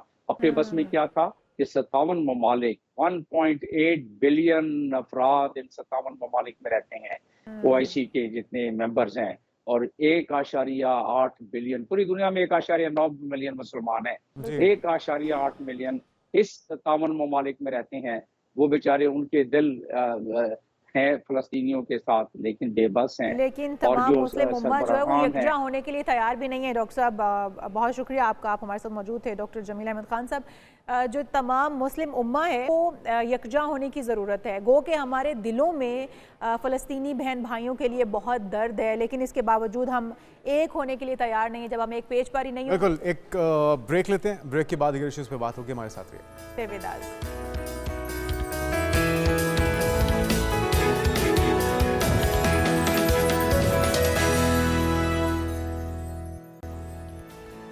Welcome back. एक बार फिर से आपको कहेंगे खुशामदीद और सुबह खैर। कुछ बात हो जाए मुल्क की शक्लों के बने हुए होटल्स की। दुनिया का एक अनोखा होटल है नाज़रीन, और इसकी तकरीबन रुनुमाई की हैरत अंगेज़ वीडियो एक सामने आई है जो कि काफ़ी वायरल भी हुई है, जिसने अपने मुनफरिद डिज़ाइन की बदौलत वर्ल्ड रिकॉर्ड भी अपने नाम कर लिया। और आपने दुनिया में टीवी स्क्रीन पर भी देख सकते हैं, बहुत बड़े साइज का ये एक मुर्गा है, और मौसम भी कितना ज़बरदस्त है। मौसम भी बहुत ज़बरदस्त है, और यहाँ पर मुर्गे का यूँ खड़ा होना, और ये एक मुनफरिद होटल है। अच्छा, वैसे ये मुर्गा अजान भी देता होगा यहाँ पे? नहीं, अजान तो नहीं देता होगा, मुर्गा है यार, होटल है। और ये फिलिपाइन के एक शहर में बनाया गया है। इसका डेफिनेटली डिज़ाइन बड़ा मुनफरिद है, रिकॉर्ड में भी इसका नाम आ चुका है। बिल्कुल जी, रिकॉर्ड कायम करना जो है ना, और Guinness book of world record में अपने नाम को शामिल करना, ये दौड़ जो है ये शुरू हो चुकी हुई है, और ये पता नहीं कब जाके थमेगी। और यही इसी के लिए लोग नए नए कारनामे सरंजाम देते हैं। फिलिपाइन में है ये, नेग्रोस ऑक्सीडेंटल के इलाके में, और कंपेसिटिव हिंद हाईलैंड रिजॉर्ट्स में इसे तामीर किया गया है। काफी मुश्किल से नाम है, लेकिन जितने मुश्किल नाम है उतनी होटल जो है 114.7 फीट बुलंद होटल है, और इसे दूर से देखने में एक जहाजी साइज का असल मुर्गा दिखाई देता है। में शहर के जिस भी कोने में आपको ये मुर्गा दिखाई देगा। यहाँ पे पहुँचने वालों के लिए ये तो आसानी हो जाती है। अच्छा, इसकी अब डिशों की बात अगर करें तो वो भी शायद सिर्फ मुर्गे पर ही मबनी होंगी। हो सकता है सिर्फ रोस्टेड मुर्गा, स्टीम मुर्गा आइडिया है। और जारी बात है, जब मुनफरिद कोई काम करते हैं अपने होटल को, अपने कारोबार को चलाने के लिए, तो वो फिर हाथों हाथ बिकता भी। और इस तरह के टूरिस्ट रिजॉर्ट्स पे इस तरह की चीज़ का होना यकीनी तौर पर इस जगह की पहचान भी बन चुका है। तो 15 एयर कंडीशन कमरे भी इसमें मौजूद हैं, और जहाँ पे आप रिहाइश भी तैयार कर सकते हैं, खाना पीना हो तो। अच्छा, मुर्गे की टेल में भी होंगे, चोंच में भी होंगे कमरे, जाहिर है, मतलब उसने पूरा यूटिलाइज किया होगा इसको। लेकिन जो बहरहाल इसके चोंच या इसके सर के हिस्से में अगर कोई कमरा होगा तो यकीनी तौर पे उसका व्यू बहुत खूबसूरत हो सकता है। बहुत खूबसूरत, क्योंकि एक तो हाइट पे बहुत होगा, और फिर उसके बाद बिल्कुल सरसब्ज और शादाब। और मुझे लगता है हिल स्टेशन है, कोई रिजॉर्ट है, कोई हिल स्टेशन के ऊपर बना हुआ, जहाँ पर ये बनाया गया होटल है। और मैं चाहती हूँ कि यहाँ पर हम विजिट करें और इस मुर्गे को देख कर आए कि इसका इंटीरियर कैसा है और किस तरह से आर्किटेक्ट ने मुझे लग रहा है कि आप इनका आइडिया चोरी करके कुछ मैं भी यहाँ पर एक मुर्गा बनाना चाहती हूँ। चलें आगे बढ़ते हैं नाज़रीन। और पाकिस्तान के जो बॉडी बिल्डर्स हैं, हमने आपको पहले भी बताया था कि पूरी दुनिया में अपना लोहा मनवा रहे हैं। तो पाकिस्तान के बिलाल अहमद ने वर्ल्ड बॉडी बिल्डिंग चैंपियनशिप में गोल्ड मेडल जीत लिया। तो ये हमारा तकरीबन 15-20 दिन तीसरे बॉडी बिल्डर है पाकिस्तान के जिन्होंने इंटरनेशनली अपने आप को मनवाया है और ये टाइटल जीता है, गोल्ड मेडल जीत लिया है बिलाल अहमद ने भी। और बिल्कुल जी, बिलाल अहमद ने मालदीव में होने वाला ये 15वें वर्ल्ड बॉडी बिल्डिंग का जो टूर्नामेंट था वो उन्होंने अपने हासिल किया, गोल्ड मेडल जीता है। बिलाल खान फिजिक कैटेगरी में गोल्ड मेडल अपने नाम किया है और आप उनकी बॉडी देख भी सकते हैं, उनकी मेहनत नजर भी आ रही है। उन्होंने गुज़श्ता साल south Asia world body building championship में भी गोल्ड मेडल जीता था। हम बिलाल से बात कर लेते हैं, बिलाल से जानते हैं किस तरह से मुमकिन हो पाया। Bilal Khan, welcome to show कहेंगे आपको। बिलाल, सबसे पहले तो आप हमें बताएंगे कि आपने ये किस तरीके से जो गोल्ड मेडल था वो हासिल किया है और पाकिस्तान का नाम बैनुल अक़वामी सतह पर आपने रोशन किया है, कितनी खुशी महसूस कर रहे हैं? जी शुक्र अल्लाह पाक का, जितना भी शुक्र अदा किया जाए कम है।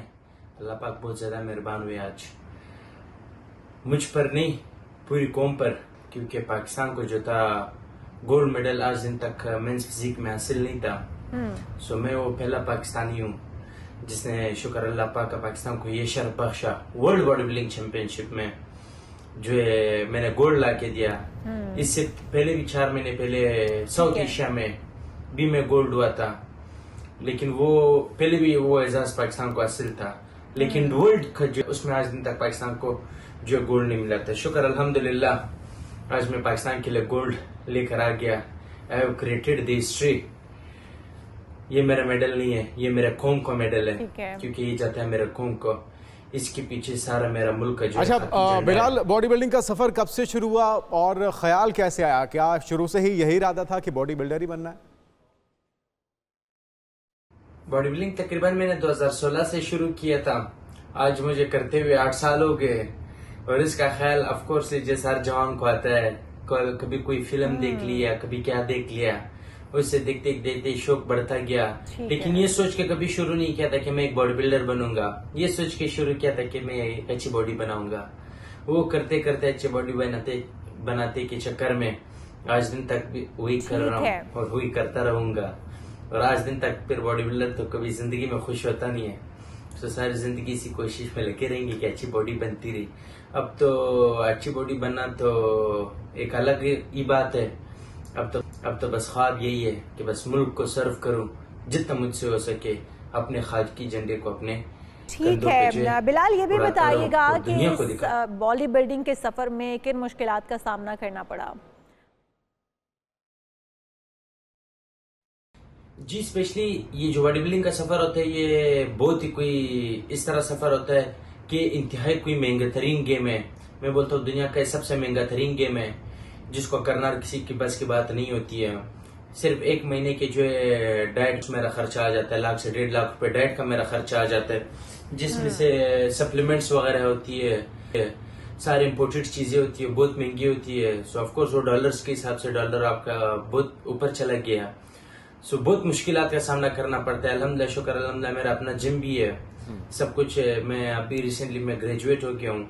अच्छा, माशाल्लाह, जबरदस्त। बिलाल, ये भी बताइए कि ट्रेनिंग कितनी करनी पड़ती है? खुराक तो आपने बताया कि महंगी भी है, बहुत ख्याल रखना पड़ता है। कितने घंटे ट्रेनिंग करते हैं?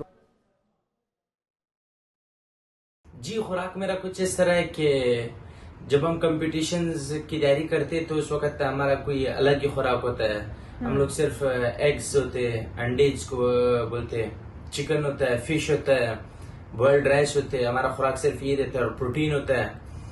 तो प्रोटीन की क्वांटिटी हमारी हाई रहती है जो एग्स और फिश और चिकन में होता है।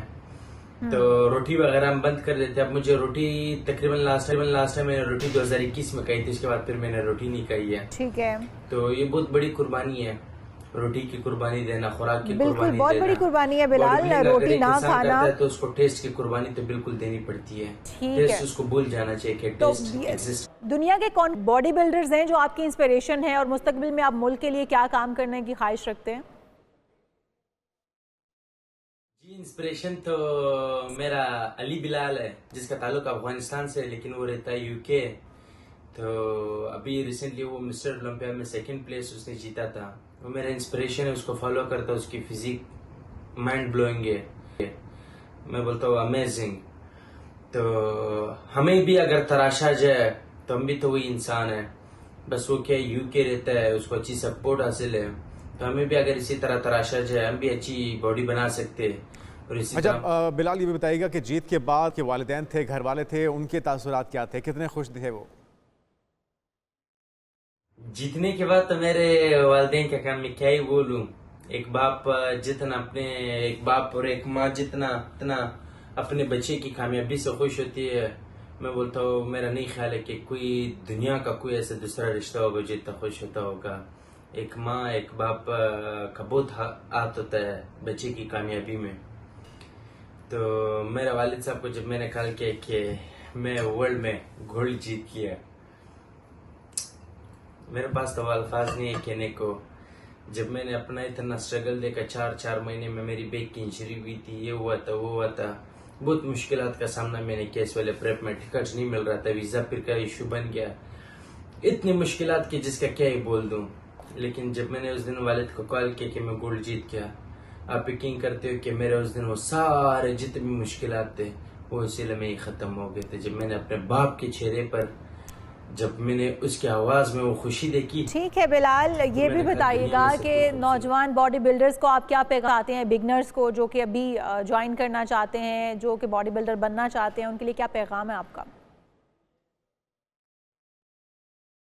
अगर कोई फ्यूचर बनाने के लिए करता है तो मैं ये मशवरा दूंगा कि वो ना ही करे, क्योंकि बहुत ही महंगा तरीन गेम है, हर कोई अफोर्ड नहीं कर सकता। जब मेरा जैसा बंदा जो शुक्र अल्हम्दुलिल्लाह वेल सेटल्ड होने के बाद भी मुझे इतनी मुश्किलात का सामना करना पड़ता है, तो अगर एक बंदा उसको सिर्फ कंपटीशन के लिए लड़ता है तो फिर तो मैं बोलता हूँ ना ही के लिए। हाँ, एज अ फिटनेस हर बंदे को जो है बड़ा फिटनेस का अपना ख्याल रखना चाहिए, चाहे वो 16 साल के बच्चे से लेकर 100 साल तक क्यों ना हो, चाहे जूडो चाहे जो मर्जी, हर बंदे को अपना फिटनेस का ख्याल रखना चाहिए। आपके जिंदगी में अगर फिटनेस नहीं है, चाहे वो कोई भी स्पोर्ट्स आप खेलो, जरूरी नहीं सिर्फ जिम खेलो, बैडमिंटन खेलो, फिटनेस बहुत जरूरी है। हमारी हमारी तरफ से मुबारकबाद। और ये बात ठीक ही है कि अगर आप इसको के लिए पैसा कमाने के लिए आना चाहते हैं शोबे में तो बिल्कुल आइए, बल्कि पैशन के तौर पे इसे अपनाइए और पाकिस्तान का नाम रोशन कीजिए। इस तरह के लेजेंड्स पाकिस्तान का नाम रोशन कर रहे हैं, यकीनी तौर पे खुशाइंद अमर है। एक ब्रेक लेते हैं, यहाँ पर एक ब्रेक शामिल करेंगे। ब्रेक के बाद आपको मिलवाएंगे ड्रीम कैचर्स गर्ल्स के साथ कि वो क्या करती हैं और किस तरह से वो घरों को खूबसूरत बनाती हैं, लेकिन एक ब्रेक के बाद। स्टे विद अस।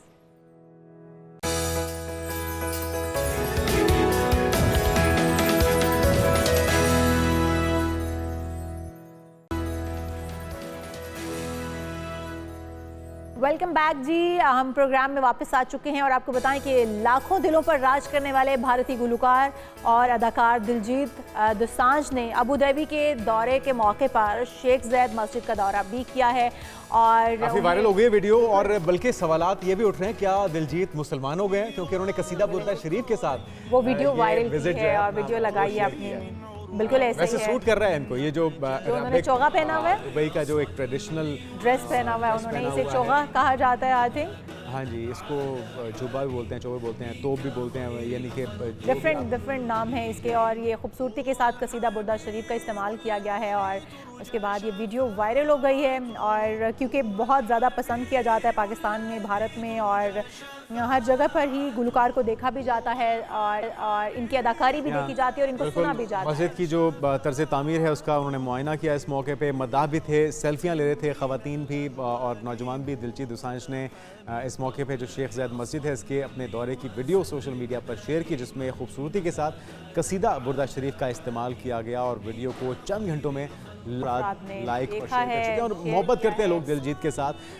उनकी खूबसूरत आवाज़ भी है, खूबसूरत अदाकारी भी है और किंग खान शाहरुख खान भी कह चुके हैं कि उनकी नज़र में अगर कोई नंबर 1 इस वक्त बॉलीवुड का अदाकार है तो वो दिलजीत हैं, क्योंकि उनकी अदाकारी ने इस चीज़ को मनवाया है कि वो एक बिल्कुल ऐसा ही है। बहुत खूबसूरत अदाकारी, बहुत खूबसूरत आवाज़, बहुत ज़्यादा खूबसूरत अंदाज़ है उनका गाना गाने का। और जो जिस तरह से उन्होंने इस टूर को एक्सपोज किया है और वीडियो के साथ और फिर साथ कसीदा बुर्दा शरीफ का सुनाया जाना साथ में, बहुत ही खूबसूरत अंदाज़ है। और यकीनी तौर पे वो जिस जगह पर मौजूद थे उसका उन्होंने एहतराम किया, उसी अंदाज में, उसी ड्रेस में। करते हैं और बात करते हैं जिस तरह से हम बात कर रहे थे ड्रीम कैचर्स गर्ल्स की। गिलगित बल्तिस्तान के इलाके स्कर्दू से इनका ताल्लुक है। ये 3 बहनें हैं जो इस्लामाबाद में रिहाइश पजीर हैं और ये जो तारीख ड्रीम कैचर्स बनाती हैं जी। और बिल्कुल ड्रीम कैचर आबाई अमरीकी सकाफत का एक आर्ट वर्क है जो कि ख्वाब पकड़ने का काम करता है। उर्दू में ड्रीम कैचर्स का अगर तर्जुमा किया जाए तो ड्रीम कैचर के नाम से इस ऑनलाइन कारोबार को ये 3 बहनें मिलकर चला रही हैं और इनका ज़्यादातर जो कारोबार है इंस्टाग्राम पर चलता है और सोशल मीडिया का दौर है। आपके लिए आसानी भी है कि अगर आप थोड़ी सी अकल का इस्तेमाल करें तो अपनी मार्केटिंग स्किल्स को दिखाएं तो आपका कारोबार बगैर। अच्छा, ये बड़े खूबसूरत जो है हैंगिंग्स हैं, वॉल हैंगिंग्स हैं जो बनाए गए हैं और इनको वो खुद हाथों से घर पे बनाती हैं। और ये तहलीकी सलाहियत जो है इनमें, ये कैसे आई और ये किस तरह से इस पर काम करती हैं। हुदैसा वज़ीर हमारे साथ मौजूद हैं, ड्रीम कैचर बिजनेस की एक बहन है ये हमारे साथ। Welcome to show. हुदैसा, आपसे ही सबसे पहले बात करते हैं, आप कैसी हैं, ठीक ठाक हैं? ये बताइएगा कि आप में ये शौक़ कैसे पैदा हुआ कि हमें इस तरह का डेकोरेशंस बनाने चाहिए, वॉल हैंगिंग्स बनानी चाहिए और फिर इसको कारोबार के तौर पर लेकर आना चाहिए? में तो ऐसा था कि हम तीनों बहनें जो हैं वो मिल के ड्रीम कैचर्स बनाते थे और different art and craft materials अपने रूम के डेकोर के लिए हम बनाते थे। तो कुछ फ्रेंड्स वगैरह ने हमें कहा कि लाइक हमने एक दफ़ा ड्रीम कैचर बनाया था, तो कुछ फ्रेंड्स वगैरह ने हमें कहा कि आपने ये किस तरीके से बनाई है, कहाँ से खरीदा है ना ये। तो हमने कहा कि हमने खुद ही बनाया है, तो फिर हमारे फ्रेंड्स ने कुछ मोटिवेशन दी कि यार हम खरीदना चाहते हैं तो अब हम एक ड्रीम कैचर सेल करेंगे। तो वहां से ये एक आइडिया हमें जनरेट हुआ ड्रीम कैचर। अच्छा उदय साहब, आपने काम कितना अर्सा पहले शुरू किया और इस आर्ट के काम से फैमिली दोस्तों का क्या फीडबैक था? सबने पसंद किया या कुछ ने एतराज़ भी किया? अच्छा, ड्रीम कैचर का जो काम है वो हमने अराउंड अप्रैल 2021 स्टार्ट किया था, जब कोरोना जो है वो स्टार्ट हो गया था, पाकिस्तान में शुरू हो गया था। तो उस टाइम हम थोड़ा फ्री रहते थे और हमें कोई काम नहीं था करने को, तो हमने सोचा कि एक जिस तरह मैंने आपको भी बताया कि आर्ट एंड क्राफ्ट का हमारी फ्रेंड्स पूछ रही थी ड्रीम कैचर्स का, तो जिस तरह मैंने आपको बताया कि ड्रीम कैचर्स का जो है वो फ्रेंड्स वगैरह कह रहे थे कि आपने कहाँ से बनाया है, कहाँ से खरीदा है। तो वहां से हमें आइडिया आया और फ्रेंड्स और फैमिली का रिएक्शन काफी अच्छा था। इवन जो हम लोग के प्री सेल हुए थे ना ड्रीम कैचर, वो हमारे फ्रेंड्स और फैमिली मेंबर्स ने ही हमसे खरीदा था। हमारी सेलिंग अच्छी स्टार्ट। अच्छा उदय साहब, ये बताइए कि जो मुनफरिद टैलेंट आपके पास है, जो आप आर्ट दिखाती हैं, बनाती हैं, इसका सामान कहाँ से इकट्ठा करती हैं? क्या बासानी ये पाकिस्तान में दस्तयाब है जो आपको इसमें इस्तेमाल करना होता है?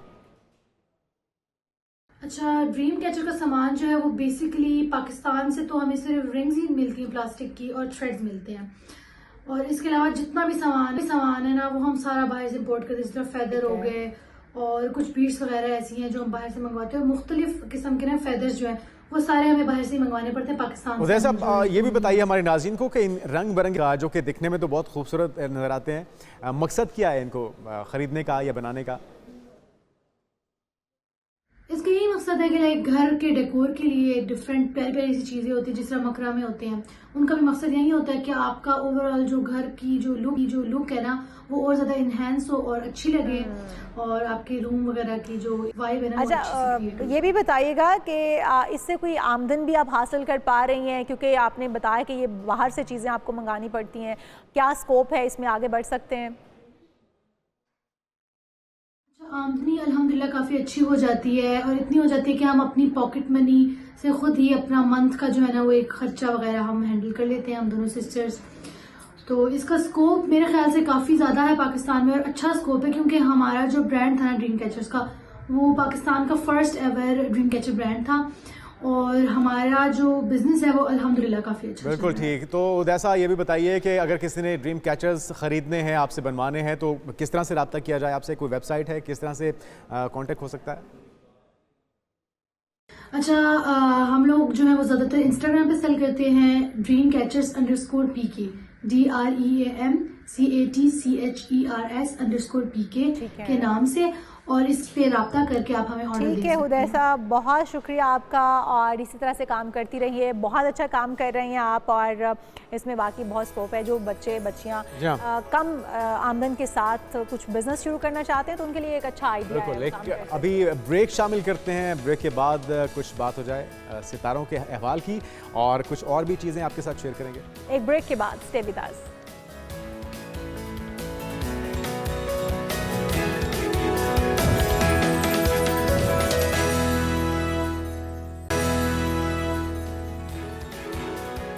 प्रोग्राम में एक बार फिर से आपको खुशामदीद कहेंगे नाज़रीन, और हम बात करेंगे आज के ससुराल में सुकून किस तरह से हासिल किया जा सकता है, और साथ ही साथ लड़कियों को खामोश रहने की तरबियत किस तरह से दी जाए, और लड़कों को किस तरह से तरबियत दी जाए कि वो बीवी को किस तरह से रखना है, और बैलेंस किस तरह से करें। क्योंकि सबसे मेरे ख्याल में वैसे तो हम डॉक्टर साहब हमारे साथ मौजूद हैं, डॉक्टर समिया अख्तर भी आपको वेलकम कहते हैं पाकिस्तान मॉर्निंग में। डॉक्टर साहब, अमूमी तौर पे जब कोई भी बच्ची ब्याह के उसको भेजा जाता है उसके ससुराल, तो सबसे ज़्यादा आजमाइश उसी की होती है, उसी के ऊपर ये सारी रोक टोक भी होती है, उसी से तवक्कुआत भी होती हैं। लेकिन क्या आप एग्री करेंगी कि जो मर्द होता है, जो उस बच्ची का जो शौहर है, उसकी रिस्पॉन्सिबिलिटी ज़्यादा है कि वो किस तरह से चीज़ों को बैलेंस करता है, किस तरह से उसकी फीलिंग, उस बच्ची जो अपने घर बार को, अपने पेरेंट्स को छोड़ के आई है, उससे भी ये दूरी का एहसास ना हो, और जो अपने उसके पेरेंट्स हैं उनकी डिमांड्स को भी तरीके से पूरा करवाए।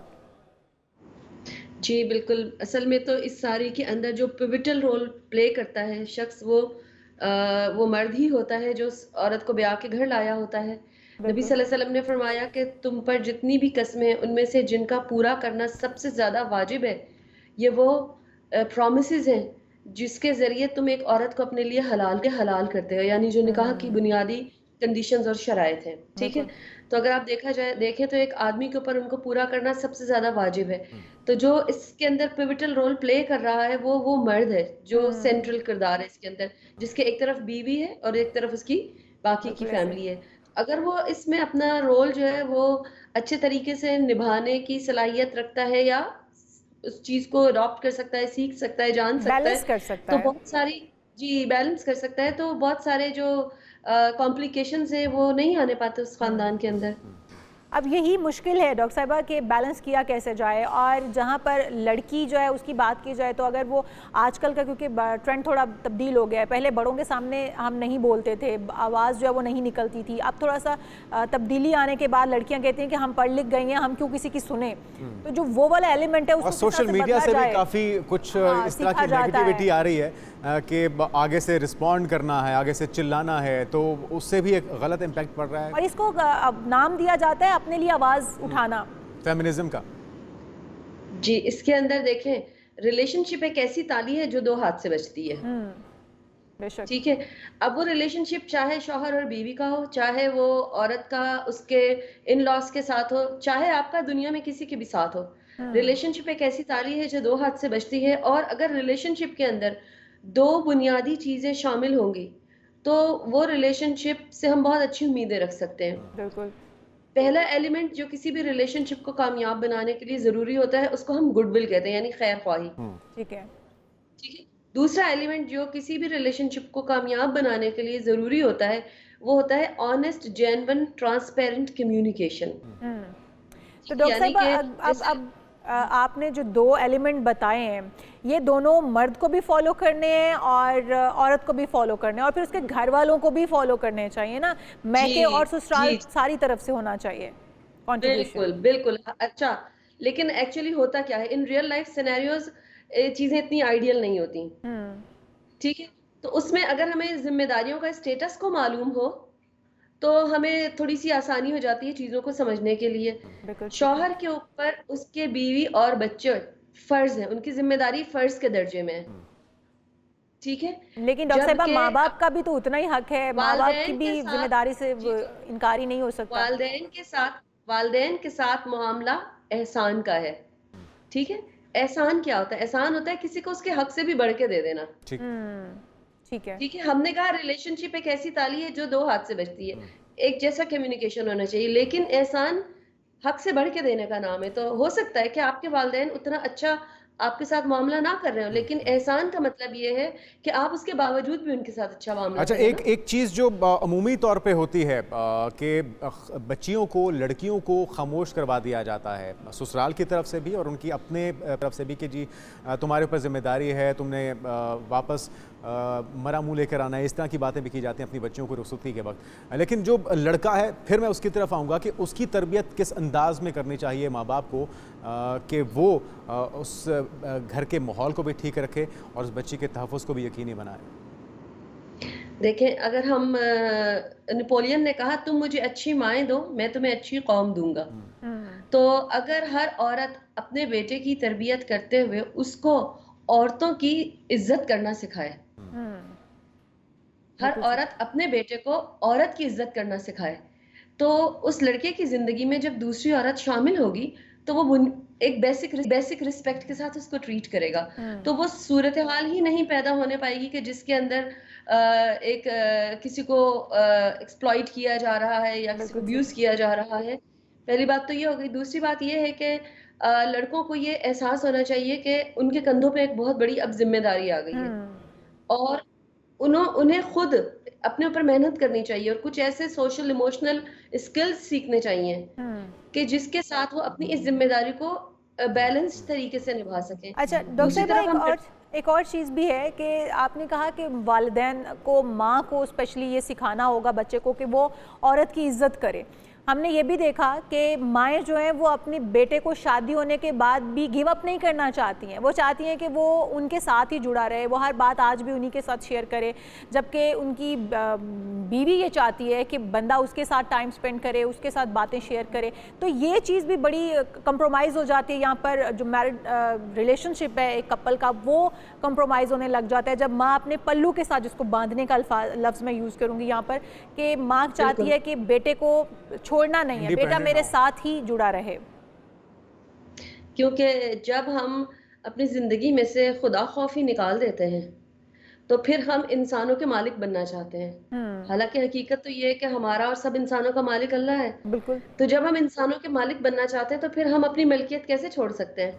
लेकिन जब हम इंसानों को ये समझते हैं कि उनका मालिक अल्लाह है और अल्लाह ने उनको हमें एक रिस्पॉन्सिबिलिटी के तौर पर दिया है, तो जब हम उस जिम्मेदारी को पूरा कर देते हैं तो हम उसको लेट गो कर सकते हैं। बिल्कुल। लेकिन जब हम उसके मालिक बन जाते हैं तो फिर हम उसको लेट गो नहीं कर सकते। तो इसीलिए ये फिर मलकियत की जंग शुरू हो जाती है। आदमी बेचारा एक कमोडिटी बन जाता है, पिसकर रह जाता है। मर्द ही दो फरीक हैं जिसकी मलकियत के ऊपर झगड़ा कर रहे होते हैं, तो वो तो एक टग ऑफ वॉर का हिस्सा बन गया ना।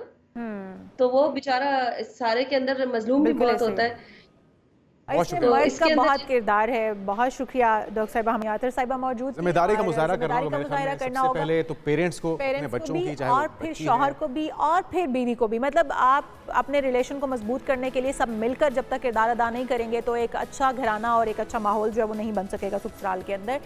जी हाँ, और आगे बढ़ते हैं और बात कर लेते हैं सितारों की बात करते हैं। और लोग बड़ी शिद्दत से इंतजार कर रहे होते हैं इस सेगमेंट का कि उनका हफ्ता कैसा गुजरेगा, लेकिन हम बार बार ये भी कहते हैं कि ये एक गाइडलाइन है, इस पे आपने 100% भरोसा नहीं करना होता। वही है जो अल्लाह ताला चाहता है, लेकिन आप सितारों की चाल से कोशिश कर सकते हैं अपने हफ्ते को बेहतर प्लान करने की। तो उसके लिए हमारे साथ मौजूद हैं उनसा शाह साहब, आपको वेलकम कहेंगे पाकिस्तान मॉर्निंग में। इस हफ्ते की क्या खबरें हैं, सबसे पहले बताइएगा कैसी हैं आप और कैसा गुजरने वाला है हमारे नाज़रीन का ये हफ्ता? अस्सलाम वालेकुम, good morning both of you. मैं ठीक हूँ, बिल्कुल शुक्र है अल्लाह का। आप कैसे हैं? ठीक हैं? अल्हम्दुलिल्लाह जी, हम भी बिल्कुल ठीक ठाक हैं। आप अब बताइएगा कि क्या क्या होने वाला है, किस किस की लाइफ में, किसका हफ्ता कैसा रहेगा। एरीज से स्टार्ट लेते हैं और एरीज वालों के लिए 6 ऑफ कप्स का कार्ड है। यह हफ्ता एरीज वालों के लिए बहुत अच्छा रहेगा, स्पेशली जिन लोगों की शादी नहीं हो रही है उन लोगों के लिए बहुत गुड न्यूज है। कोई रिश्ते में मुंसलिक होते हुए नजर आ रहे हैं, कोई शादियों का सीजन भी है तो उनको रिश्ता मिलने वाला है एरीज को। शादी का टाइम एरीज वालों के लिए बेस्ट टाइम है और हो सकता है घर में किसी और की शादी हो सकती है, तो फैमिली गैदरिंग और खुशियां, हैप्पीनेस नजर आ रही है एरीज वालों के लिए इस हफ्ते में। फिर टॉरस की बात करते हैं। टॉरस वालों के लिए यहाँ पर 9 ऑफ पेंटिकल्स की एनर्जी है, तो पैसा आ रहा है टॉरस वालों के पास। तो वर्क वाइज फाइनेंशियल स्टेबिलिटी नजर आ रही है, कोई जॉब में तरक्की, प्रमोशन हो सकती है, सैलरी इंक्रीज हो सकती है, बिजनेस में उनको प्रॉफिट हो सकता है।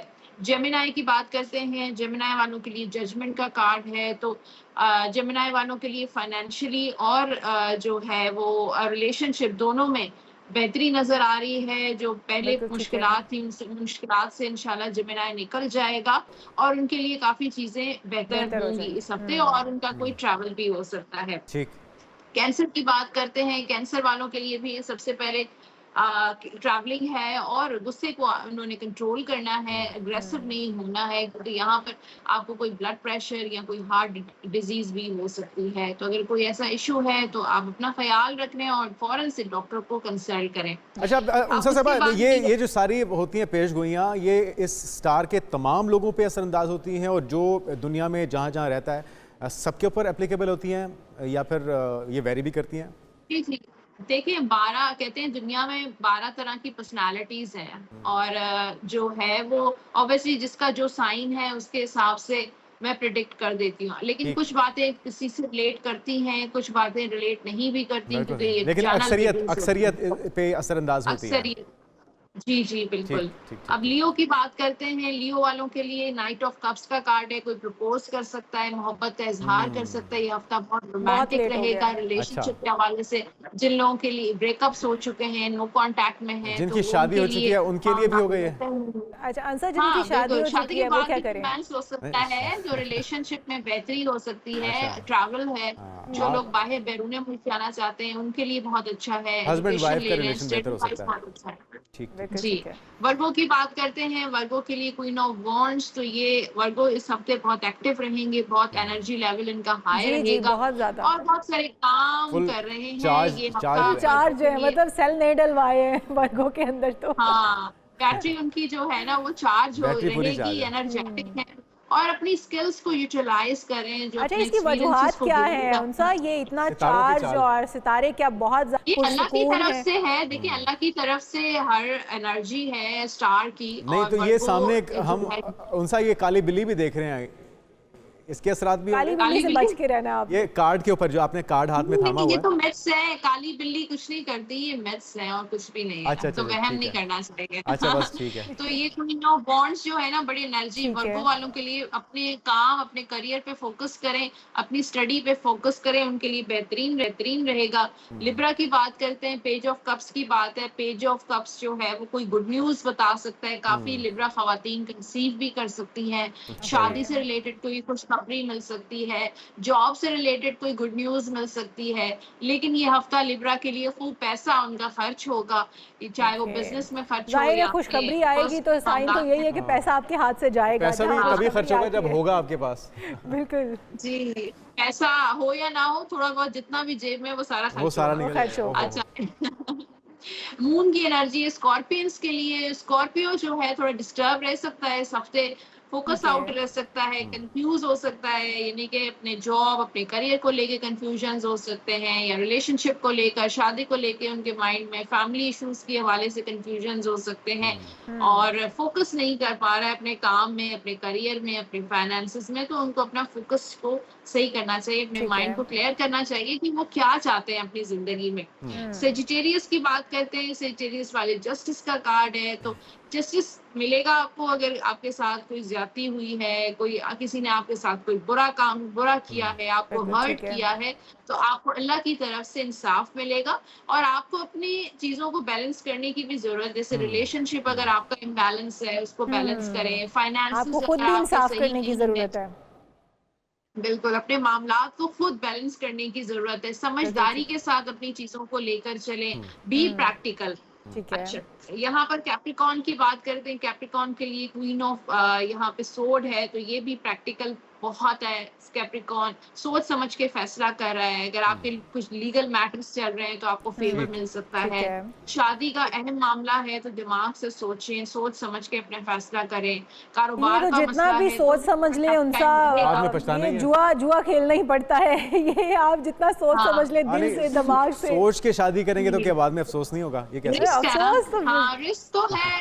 हाँ, हर इंसान अपनी सोच समझ के करना चाहिए, जिस बात में आके नहीं करना और चाहिए। वो फिर वैसे भी तो उनसा साहबा ये भी तो कहते हैं ना कि रिश्ते आसमानों पे बनते हैं, जोड़े जितना आसमानों मर्जी पे सोच बनते हैं। तो समझ फिर के। सही बात, आसमानों पे बनते हैं लेकिन उनसा अल्लाह आपने ताला ने सोच समझ फैसले कर की थी? करने आपने सोच समझ कर की थी? पता नहीं, याद नहीं नहीं, है। आपने अपना तो कुर्रा निकाला होगा ना शादी करने से पहले। ये तो हो नहीं सकता, हम मान नहीं नहीं, सकते। कार्ड तो नहीं निकाला है, कार्ड से पहले मेरी शादी हो गई थी। अच्छा अच्छा अच्छा, ये शौक बाद में पैदा हुआ। जुनेद ने भी ब्लाइंड जी, खेला था, बिल्कुल, तो शादी इसलिए के हम बाद। एक्सपीरियंस जानना चाह रहे थे आपका कैसा रहा। हाँ जी, ये इन्होंने बड़ी सोच समझ अभी- की थी। हाँ, सोच समझ के, घर वालों ने तो सोच समझ के की थी। ये लेकिन देखे ना, रिजल्ट तो फिर भी वही आना है, जितना मर्जी आप जितना मर्जी सोचें। सोचे समझे। चलें खैर आगे बढ़ते हैं, आगे तो बताइए। सोचे ना क्या। एक्वेरियस की बात करते हैं। एक्वेरियस वालों को देखिए अपनी बातें, पर्सनल मामलात को जो है ना बहुत शेयर नहीं करना चाहिए। और हर बात हर किसी से मत शेयर करें, वरना आपको कोई धोखा मिल सकता है। नजर भी लग सकती है। इस तरह कारोबार में हाँ, नजर भी लग सकती है, धोखा मिल सकता है, चीटिंग हो सकती है। तो इन सारी चीजों, और फिर अपने जो कीमती चीजें हैं उनको, जैसे डॉक्यूमेंट्स हो गए, कैश हो गया, ज्वेलरी हो गई, संभाल के रखें, वरना ठीक, आपकी ठीक। चोरी भी हो सकती है। ठीक अब है। लास्ट जो है वो पाइसेस की बात करते हैं। हर्मिट की एनर्जी है। पाइसेस वालों को एक तो जो है ना थोड़ा स्पिरिचुअली अपने आप को कनेक्ट करना चाहिए। मेडिटेशन करें, योगा करें, इस तरह की स्पिरिचुअल प्रैक्टिसेस करनी चाहिए पाइसेस है। वालों को। फिर पाइसेस वालों के मामला थोड़े स्लो हो सकते हैं, मामलात में ठीक है। रुकावटें आ सकती हैं। मुश्किलात तो नहीं कहेंगे लेकिन डिलेज हो सकती हैं, जैसे बिजनेस हो गया, या सफर पे जाना है, या फिर रिलेशनशिप है, शादी है। तो ये सारे मामलात जो हैं वो वैसे पाइसेस वालों स्पेशल के slow प्रैक्टिस की आपने बात की, तो फिर नमाज भी पढ़नी चाहिए ना। नमाज पढ़ेंगे तो काम सीधे हाँ, होंगे आपके। नमाज नमाज तो फर्ज है, नमाज के तो कोई और ऑप्शन है ही नहीं ना। जी जी बिल्कुल। तो ये तो अच्छा उनसे ये भी बताइएगा, आपने नज़र की बात की कि नज़र भी लग जाती होती है, नज़र उतारने का भी कोई तरीक़ाकार होता होगा, किस तरीके से हम बच सकते हैं बुरी नज़र से, नज़र उतार सकते हैं? देखिए, बुरी नज़र से हम बच तो नहीं सकते, लेकिन हम अपने आप को प्रोटेक्ट कर सकते हैं। और अगर किसी को नज़र लगती है, ऐसा फील होता है जैसे जिस बॉडी में भारीपन और अगर कोई ऐसी चीजें फील हो रही हैं, तो आप नमक, जो लाहौरी नमक होता है, वो आप लेकर अपने हाथ में मुट्ठी में और एंटी क्लॉकवाइज आप 7 टाइम्स अपने ऊपर जो है ना घुमा के और फ्लश कर दें। एक तो ये है। दूसरा, मंजिल बहुत जबरदस्त है जिसमें बहुत सारी आयात होती हैं, उसमें सूरह बकरा है, उसमें 4 कुल हैं, वो डेली आप 11 दिन तक डेली पढ़ें और पानी पे दम करके पिएं, बेस्ट है।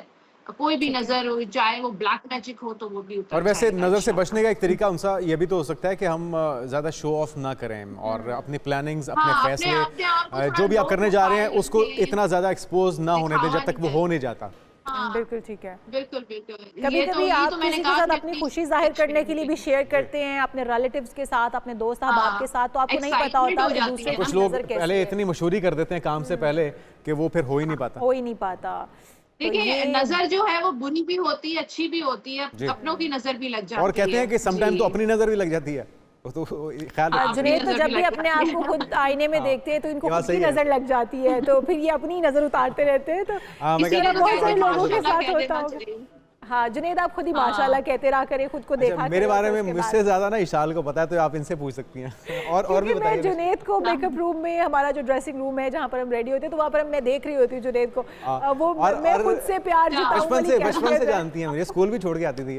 अच्छा, और आगे बढ़िए, बात नहीं होनी। अच्छा अंसा, हम आपसे ये जानना चाहेंगे, जैसे ये होता है कि रिश्तों के लिए सितारे देखे जाते हैं, जिस तरह बाद में जुनैद ने भी पहले बात की है कि हम लोग ये देखते हैं कि सोच विचार बहुत करते हैं, तो होना तो फिर भी वही है जो अल्लाह को मंजूर है। स्टार भी देखना चाहिए क्या सितारा भी देखना चाहिए? उससे फर्क पड़ता होगा? बिल्कुल जी जी बिल्कुल। शादी से पहले मेरे पास ऐसे लोग आते हैं जिनकी शादियां होने वाली होती हैं, रिश्ते आए होते हैं, तो उनके लिए बेहतर ये है कि आप अपना बर्थ चार्ट बनवा लें। और अच्छा उनसे अगर मुख्तसरन आप बता सकें कि कौन कौन से वो स्टार्स हैं जिनका आपस में 36 का आंकड़ा चलता है, जिनकी नहीं बन सकती, और कौन कौन से हैं जिनकी कंपैटिबिलिटी बेहतर है? जी देखिए, अंडरस्टैंडिंग की बात है। वैसे तो जिस स्टार के साथ अंडरस्टैंडिंग हो गई तो वो अलग बात है। अदरवाइज वाटर की जो है वो एयर के साथ नहीं बन सकती है, और फायर की जो है वो जो अर्थ के साथ नहीं बनती है। जैसे स्कॉर्पियो की। अच्छा ठीक है, हाँ स्कॉर्पियो की किसके साथ? स्कॉर्पियो, कैंसर और पाइसिस की, एक्वेरियस, जेमिनाई, लिब्रा के साथ नहीं बन सकती। इसी तरीके से टॉरस और जो है वो कैप्रिकॉर्न, वर्गो, इनकी एरीज और लियो। कैंसर की लियो के साथ बन सकती है? आप यकीनन अपने हस्बैंड का पूछ रही होंगी। कैंसर की लियो के साथ बन सकती है? नहीं बन सकती। नहीं बन सकती कैंसर। उनकी तो बन गई है। उनकी तो बन गई है। तभी तो मैं कहूँ ये 36 का आंकड़ा क्यों चलता रहता है? आए चलें फिर मुझे भी बता दें। अंडरस्टैंडिंग की, प्यार की, मोहब्बत की भी तो बात होती है। अच्छा, लियो और वर्गो की बनती है, उनसा ये बताइएगा। नहीं बन सकती। नहीं बन सकती, इसीलिए हम दोनों की नहीं बनती। मेरी ऐसे वाइफ, अच्छा इनकी वाइफ का भी लियो है, तो इसलिए भी ये कह रहे हैं कि नहीं बन सकती। चलें, लेकिन ये है कि हमारे जो देखने वाले हैं वो इसकी गाइडेंस ले सकते हैं, रहनुमाई ले सकते हैं। बिल्कुल ऐसा है। तो ये था इस हफ्ते का अहवाल। बहुत शुक्रिया उनसे हमारे साथ मौजूद थी, और अपने हफ्ते को प्लान कीजिए बेहतर तरीके, आपका हफ्ता अच्छा गुजरे और बेहतर फैसले हो सकें। और जाते जाते नाज़रीन आपको बताते हैं कि बिरयानी लवर्स तो यहाँ पे बहुत से डाई हार्ट फैंस भी हैं बिरयानी के, लेकिन बिरयानी फ्लेवर वाली आइसक्रीम देखकर इंटरनेट सार्फिन सीख पाओगे, और होना भी चाहिए था। और यहाँ पर बिरयानी के अलावा केचप जो है उसका भी इस्तेमाल किया जा रहा है। केचप, चिप्स, जैतून का तेल और चाय के फ्लेवर वाली आइसक्रीम भी मौजूद है।